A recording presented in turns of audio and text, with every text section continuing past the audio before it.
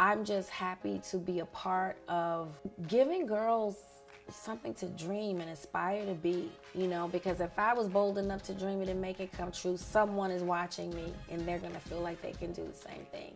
70% of the world's population has textured hair. And so just to be an entrepreneur, to provide and feel a need in that space, it's just so amazing. Christia has inspired me to always give my best. She didn't say perfection, but she did say do everything with the spirit of excellence.